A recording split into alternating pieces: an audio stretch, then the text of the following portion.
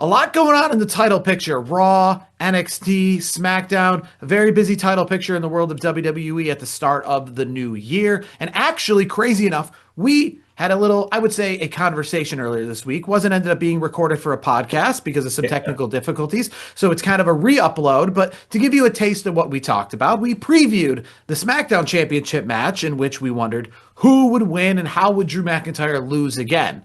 But Brandon, well, he said Drew McIntyre isn't going to lose again. And we'll talk about him and his correct prediction in just a second. But we start things off on Monday Night Raw. CM Punk, Braun Breaker for the championship. The title picture over on that side of things, not so clear. CM Punk wins essentially a match that was, I don't want to say it was filled with too much chicanery because it did have a clean finish. What do you make of Braun Breaker essentially losing clean to start the new year to CM Punk? I didn't like it. Honestly, I really did. I was not pleased by the whole optics of that match. I felt like it was honestly. I felt like the match was underwhelming. I didn't think it was that good of a match. I do think CM Punk should have lost the match, and I think it should have been Braun Breaker's turn to become the champion. And I think as we look forward to this post SmackDown we just caught, where we have a new champion in Drew McIntyre. Hindsight's 2020. It would have been nice to have Braun Breaker on Raw as new champion, and then SmackDown having Drew McIntyre. So we would have two new champions. It'd be a kind of a fresh coat of paint. Starting the new year off with just a good kick in the pants to kick off 2026 as we head into the Royal Rumble and obviously WrestleMania season. But yeah, I mean, the interesting part about the whole Braun Breaker and CM Punk match was, like, okay, great. Like, we saw who did we see? We saw Penta. We saw Rey Mysterio, and then we saw what was his Dragon Lee. Dragon Lee that came out and kind of helped out CM Punk. That was interesting. I'm like, I mean, I know Ray has always said that I got your back and vice versa and all that. But like, where does Penta and Dragon Lee fit in this whole thing? Like, are we going to have like? I know Survivor Series was, we already had Survivor Series. We had to have good guys versus bad guys. Yeah, that's already so in the past. I don't know. It's just weird that we had those parties involved. But yeah, I mean, the finish was essentially clean. I mean, there was, like you said, there was some shenanigans, as I like to say, where everybody, Braun's side kind of got involved, and then CM Punk, his friends came out as reinforcements. They essentially went and battled throughout the entire arena, left it as a traditional one-on-one match, and then CM Punk did what he did, and he won the match. And not to say anything bad about CM Punk, but I think it was time for him to give up the belt. Like, he got the belt. Now it's time for Braun Breaker to get it. And you alluded to it just a moment ago.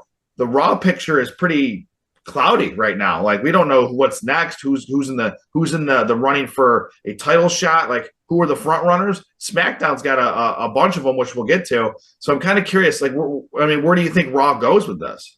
Well, obviously, there is the rumor that we might see a little bit of crossover from the new, not the new champion, the new former champion, right? I will say, unfortunately, on SmackDown, he kind of alluded to saying that he had to face Drew McIntyre tonight and then look forward to the Royal Rumble. But I guess my thing is, what he meant by look forward to the Royal Rumble, I meant like look forward to see who wins. But it kind of gave away a little bit, like, why would you care about the Royal Rumble? Like, are you going to be entering the Royal Rumble kind of thing for Cody Rhodes? And, a lot of people think that might lead to crossing over brands, maybe finding himself over on Raw, challenging that kind of world champion. Here's one name that I feel like WWE is very high on. I mean, they obviously are high on because we're going to talk, some call-ups in a bit, but I feel like Obafemi would be perfect for Raw right now. I mean, all signs point to, at least to me in my research, that it seems like he's probably going to go to Raw because SmackDown's pretty loaded right now. I mean, would you thrush like Obafemi into the title picture at this point? Because it's like he's just coming up. I don't know. I mean, I think I would, because I think Oba to me he's a generational talent. Like, I think he checks all the boxes. I mean, Braun Breaker and Obafemi in a match, on the grandest stage of them all someday. I think that would make a lot of money. I just don't know if it's too fast, too soon. maybe we build Obafemi up a little bit first. I mean, what say you on that? Yeah, I mean, I think we've got some people like Gunther that are probably a little bit higher up on that list. Maybe even obviously we talk about this could potentially be AJ Styles last year. So maybe him a little bit higher up on that list as well over on the But Raw side AJ, of things. AJ is going to be a little busy coming up with TNA's debut next week on AMC. So Well, yes, coming up, but I mean, I will say when it comes to AJ Styles on TNA, we saw AJ Styles at Slammiversary this past year kind yeah. of do that a nod, and I don't think that that is going to get in the way of his Monday Night Raw duties, No, if you will. Maybe mean, it does in the sense that he's got I to was fly saying back it to the tongue in United cheek, States. tongue Yes. in cheek, because I don't think. I mean, to be honest, I don't think you're going to see AJ get physical in a TNA ring because, God forbid, in his farewell tour, you don't want him to go down in TNA, not versus WWE. That's just worst case scenario. Yeah, I think it's just kind of just to sell the spot, do a promo, that kind of But you know what I stuff. heard too? I heard a rumor that Chris Jericho might be involved in TNA in some way, shape, or form too. I don't Well, know. I mean, there's been some rumors out there talking about Chris Jericho, and I think he did actually have a response tweet to Eric Bischoff because Eric Bischoff said something about, he couldn't see him in TNA, at his age and things like that.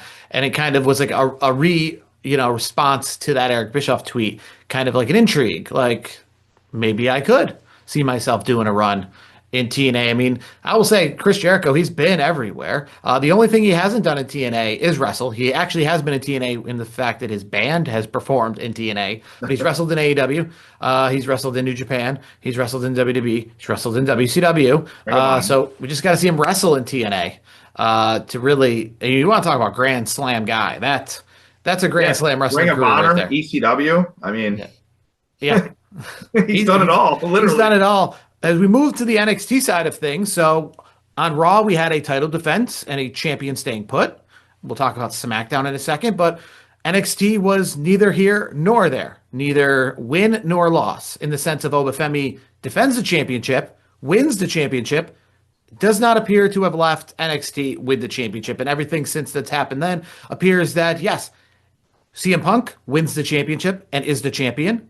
Someone on SmackDown loses the championship and no longer is the champion. And then NXT's a mix of the two of those things. Obafemi beats Leon Slater, retains his championship, and then vacates his championship. We've talked about this before. What is your opinion on going out on top in the sense of NXT? Normally, you lose the championship, you get called up. This time, you win the championship and you vacate it and get called up. I mean, honestly, I'll start with that point. That kind of, the way you just posed that question, I feel like if he vacated the championship and didn't lose and go out on his NXT sword proverbially, I think that tells me he's going to get pushed right into the main event picture of a Monday Night Raw. Because why would you not do it at that point? Because if you're going to debut him and maybe tweak a few things when he gets called up, maybe he drops the belt. He's not in the main event picture. Then maybe he's kind of in that U.S. title intercontinental range. And then like they work on a few things. He kicks everybody's ass, and then he gets moved up. But no, he relinquishes the belt, which means the only reason why I'm not the champion of NXT is because I decided I'm going up to the main roster. So that tells me he's going to get a big push right away on the main roster. And then to the other point, I don't like it. I think you should always leave the business wherever you're in, whatever promotion, or in this case, the other side of WWE, which is I call it, I don't want to call it the minor leagues, but in a sense, it's like developmental. That's what they call it, developmental. You want to leave it in good hands. They should have just let him. Maybe they should have let him lose to Ricky Saints at the last matchup that they had, prior Deadline, to the yes. matchup with Slater. Maybe do something like that. But yeah, this was I kind of shook my head at it because I'm always in the mindset of old school wrestling where you leave it in better hands than the way you found it. Well, yes. Well, Matt Cardona had to actually relinquish his, I think, awesome championship wrestling belt that he was slated to defend this past Saturday because he got called up officially back to WWE this past week. He's now in his second week in WWE. It's crazy because 1 week ago he's not in WWE, and a week later he's in Berlin, Germany. I mean, I wish, that's life moving at you fast right there. You're not hired by a company, and then you're with them so firmly that you're now on road trips with them. And the best part, he got to go abroad and get paid and spend time with his wife in Germany. So that's cool. Yeah, and he's going to continue to be on the little tour there as Obafemi, I guess, as of right now, the championship is vacant over there in NXT. It was kind of a weird situation because of the fact that they've been playing his vignettes on the main roster for quite some time now. So even before his championship match, it was already a pretty foregone conclusion that he got called up. So it was kind of like a weird scenario already when he was in the main event picture, but we're already seeing like coming soon attractions for him on Raw and SmackDown. And the early indications are that he will be on Monday Night Raw and not SmackDown. But moving to SmackDown and the championship belt that is there, which is arguably considered the main championship belt for WWE. It's called the Undisputed Championship belt. It's the one that hasn't had to keep being essentially recreated because we've had a few of those where they go away and have to be reintroduced with a new champion and a tournament to crown the new or inaugural version of that championship. As we saw Seth Rollins obviously being the first to hold that Monday Night Raw championship that exists right now. But the one on SmackDown is the more traditional lineage one that goes back. And for the first time since 2020, so the first time in 6 years, someone is holding that belt that isn't Cody Rhodes, Roman Reigns, or John Cena. Those are the three people who've held that belt over the last 6 years. And for the first time, it is not one of those people. And for the first time ever, Drew McIntyre is a champion at the end of a show in front of a live crowd. He's a champion now for a fourth time. But like I said, it's crazy that those previous times were either in front of nobody or were in front of people and only temporarily. And by the time that show ended, he was no longer champion. So what do we make of 3 Stages of Hell? What do we make of the finish as Jacob Fatu made his return and got involved? What do we make of Drew McIntyre, the new WWE Undisputed Champion? Well, in our technical difficulties earlier week episode that we things happen like that. I predicted that Drew was going to win. Like, he had to win at this point. It was a must-win for Drew in his career, and Cody didn't really need this win as badly. I'm not surprised a bit. Like, it was just, to me, I thought it was a foregone conclusion that Drew was going to win. The momentum kind of felt like they were going to push it that way. It seemed like I don't want to call it the Fed, but TKO, I guess. As the proper name, TKO. It seemed like there were some higher ups that really wanted to put the belt on Drew. So it kind of felt like they were going that way. Now, the part of the 3 Stages of Hell, I thought it was a fine match. I didn't think it, I thought it was great. It wasn't the greatest match I've ever seen in my life. It was what it was. It was a decent match. It was 3 quality different style of matches that, we ended up, as we always do. You get these 3 stages. Oh, are we going to get to 3? We always get to 3. Like, that's kind of like it's that like when I hear like Tess going, oh, well, we're going to get to the 3rd stage. Yeah, we're going to get to the 3rd stage. I think it would be great, actually, if we had a 3 Stages of Hell match.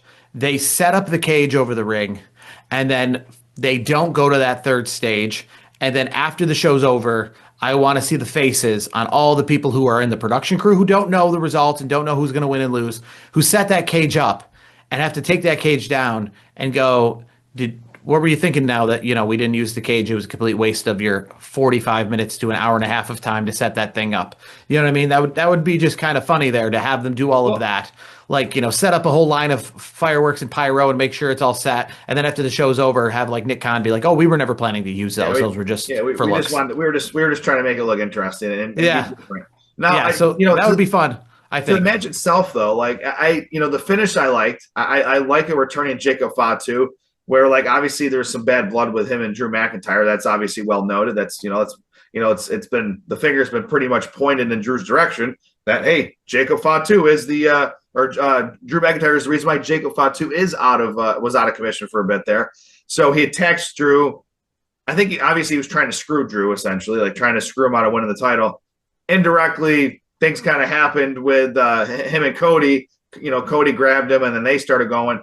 And in that little interaction between those two, Drew kind of slides out the back door, so to speak, gets out of the cage. That's the 3rd fall. That's the third. That's the out of the best out of 3. You got 2, and he's the champion. And then you saw a little bit of post match. No, it wasn't crazy shenanigans. It's kind of like a WTF from Cody to Jacob Fatu, which tells me we're going to have more of that coming soon. I think there's no way in hell we're not going to get Jacob Fatu, Cody Rhodes. I wouldn't even be surprised if that's going to be set up for Royal Rumble. I think that could happen. No, I don't think it's going to happen at the Royal. You I don't think think that's so? going to happen either like next week on SmackDown or at Saturday Night's main event. I think this, Cody Rhodes kind I think it's of. going to be a blow off though.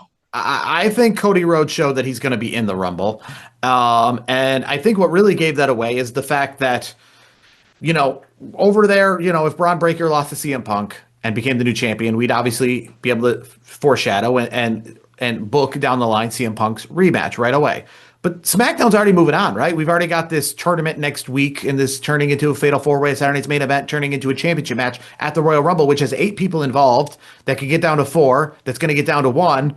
And Cody Rhodes obviously is not involved in any of that. So it kind of foreshadows that from this loss, we're not going to have an immediate rematch against Drew McIntyre. And it seems like we're going to completely kind of move on from that. And I think that's why we kind of foreshadow that he's going to join into the Royal Rumble. You know what would be interesting though? Like if they got, if WWE really got creative with it, with the whole Jacob Fatu and Cody Rhodes, like they set something up where the winner of their match gets a spot at the Rumble, the other one doesn't. Like that'd be, I mean, there'd be high stakes too. Like you cost me the championship, I'm going to cost you a chance to get into the championship picture, not by not getting in the Royal Rumble. Something along those lines would be interesting. I wouldn't be surprised if we saw some double duty. Cody Rhodes would do double duty. So would Jacob Fatu. So I wouldn't put it past, because you got to think about it. With the Royal Rumble, you're going to have 2 matches guaranteed: Men's Rumble, the Ladies Rumble. We got to have a couple matches in there in between.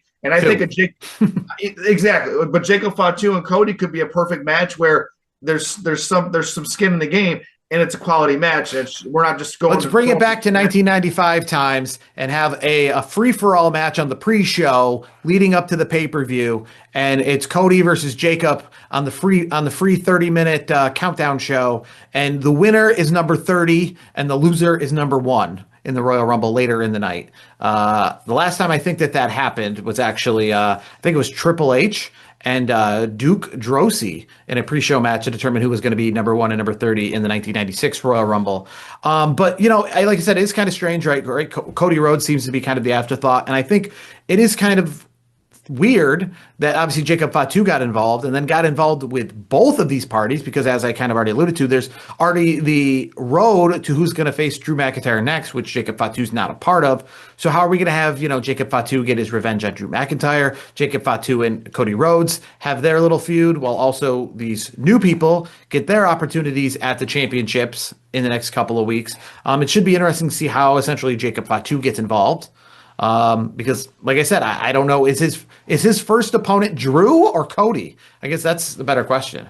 I think Cody's going to get it first. I really do. I think Cody's going to be on deck first, considering that, he lost his title because of Jacob Fatu's interference. I mean, I know Jacob Fatu's intentions were not that at all, but Cody's going to look at it like, hey, you cost me. Like, you distracted me from, and then you let Drew snuck out the back door because you distracted me. Like, I could see something going on with that. And then additionally, Drew's going to have there's going to be 4 singles matches, and then the winners of those 4 singles matches will then have the Fatal 4 match. So there's 8 possible competitors there. I mean, do you have any early favorites? I mean, I certainly do. I think, I wouldn't be surprised. I wouldn't be surprised at all if like an Ilya Dragunov got into that Fatal 4-Way. Like, I think they might push him up. I definitely, and I kind of alluded to this before when we talked about obviously Saturday night's main event being in Montreal. I think Sami Zayn is a shoo-in to be involved in that Fatal 4-Way in Montreal. Not that he's going to win it or anything like that, but he's definitely going to get far enough to get to that Montreal part of the excursion there. I think Matt Cardona, I again, don't think he's going to win it, but I think Matt Cardona, I think it's going to be Randy Orton. I mean, I feel like it's going to be Randy Orton winning it and going on to the Rumble, but I think it's going to be Orton. I think, like I said, it's going to be Sami Zayn. I think it's going to be Cardona. I forget what's in the other one there. But, I like Ilya, man. I really do. I'm high on Ilya Dragunov. Like the way they presented it on SmackDown, the latest episode, it kind of was like, okay, like Yeah, could he go after the U.S. title? Yeah, but he's looking for bigger things, and I think WWE is looking for bigger things out of him after his, he had a nice little title reign, coming back from injury and all that. What's the next step on the up the ladder? You get in the main event picture, and I think Ilya cuts a good enough promo where I think he can do it. He shows a tenacity in the ring that you don't see from everybody. Like, he's a very unique character, and I think he would be I think he'd be a very fun character to have in that fatal four way. Does he necessarily win the fatal four way match? For the title, maybe not. I agree with you. I think Randy Orton's probably the shoe-in favorite, but somebody who I think would be great would be Sami Zayn. I think Sami Zayn would also be great, but let's be honest. Do you want Sami Zayn to win it and then Drew loses the title right away? I certainly don't. I want Drew to have a decent reign before he loses it. Yeah, especially because it was the Royal Rumble 2020 in which he won the Rumble as essentially, the person everyone wanted to see win. And then we all know what happened. He went on the WrestleMania, he won the belt, but it was a much different 2020 experience than he thought it would be. But right now, the first week into January, the representatives for the WWE are CM Punk on Raw, no one on NXT, and Drew McIntyre is now the main champion on SmackDown after beating Cody Rhodes in a match that he just not just had to win, but you just can't keep running back Drew and Cody over and over again without this result finally happening. And it did on SmackDown in Berlin, Germany.